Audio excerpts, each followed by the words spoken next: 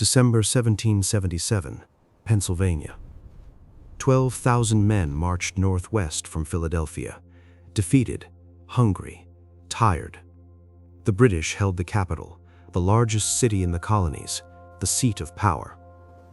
Congress had fled west, first to Lancaster, then York. Washington's army had fought all summer, lost at Brandywine, lost at Germantown. The revolution was bleeding. Winter stopped the fighting. Armies did not campaign in snow. 20 miles from British-occupied Philadelphia lay a plateau. Valley Forge, hills, creek, woods for firewood.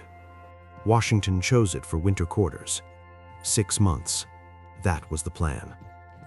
No one knew what those 6 months would cost. The Continental Army arrived on December 19. 1 in 3 soldiers had no shoes, their feet wrapped in rags, some in strips of blanket. Officers rode ahead to find buildings. Washington took a 2-story stone house near the creek. The enlisted built their shelter. Orders came. Huts, 14 feet by 16, 12 men each.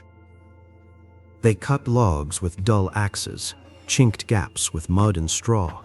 No windows at first. Smoke from cooking fires filled the interiors. Within 3 days, 1 hut stood.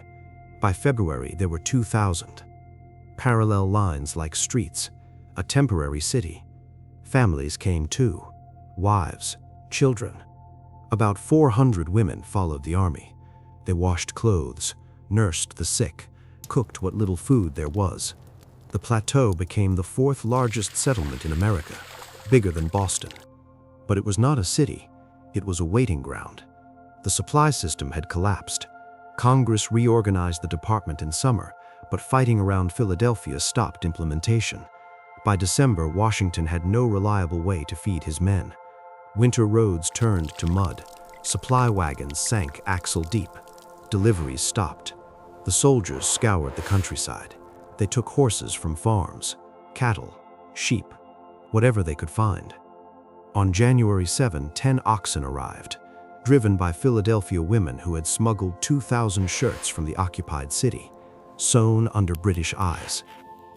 But it was not a valiant time. Hvordan was a hornen to do tinnafor be at Ailade, loitering as transit repaired in Spurbation.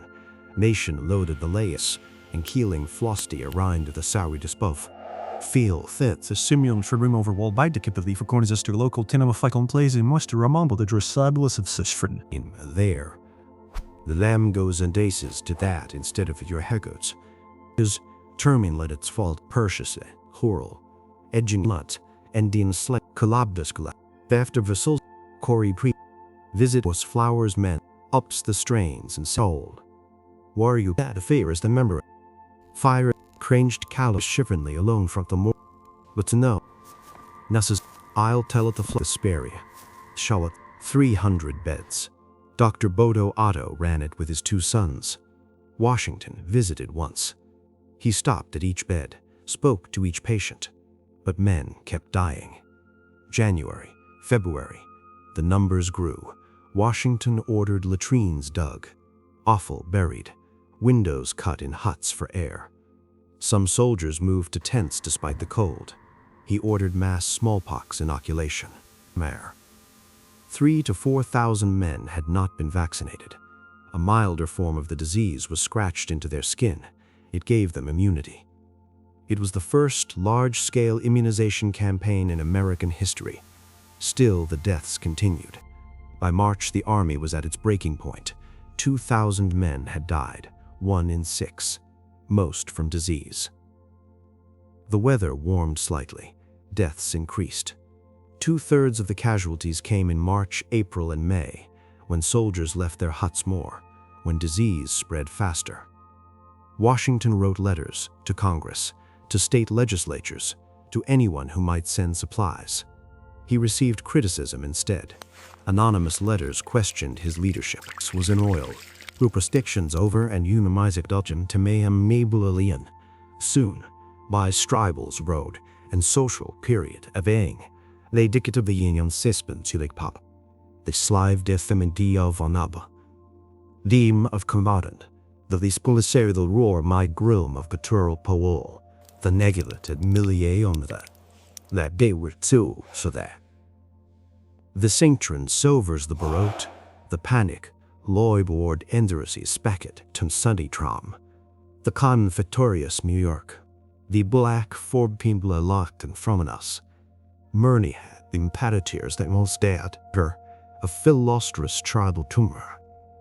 40 men and embassies in Ezekiel in the scene from Yara and the Modane me died till passe goat. This approvable Jeffiansada feathersha, with abundance of the senioral nange of the spark and a die, will help who walks of the redvest by have this dole nod. The sparkst and vape by feral die herapata the vedum manfres. They were locked to muldicism. Arv matter. A banches den kira Wonstockles Nenderstfulengzation Philolocosamarfa have Vonstockles.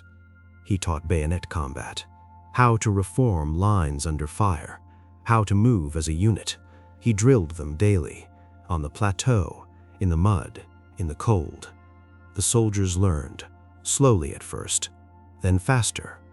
By April they were moving like professionals. On May 6 news arrived. France had signed an alliance with America. February 6 in Paris. Forward. Recognition by a foreign power. Military support. Open supplies. Washington ordered a grand review. The entire army in formation. Cannons fired.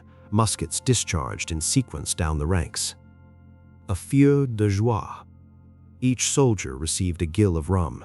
The camp celebrated. The revolution had an ally. June 19, exactly 6 months after arrival, the Continental Army packed up. They marched out of Valley Forge.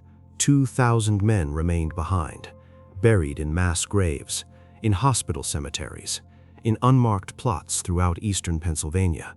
More than died at Brandywine and Germantown combined, more than any single battle of the war.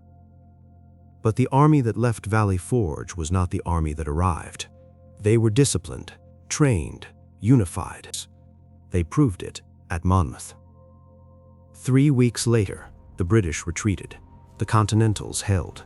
Valley Forge had higher mortality than any encampment or engagement of the entire war. But it was not a defeat. Washington stayed with his men. He did not retreat to safety. He endured what they endured.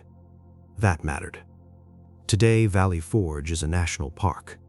3,600 acres, reconstructed huts, Washington's stone headquarters, 26 miles of trails, 2 million visitors each year. They walk the quiet hills. They see the peaceful creek. They photograph the monuments. Few grasp the scale. 2,000 dead, from cold, from hunger, from disease. The revolution survived because they did. Valley Forge was not won, it was endured.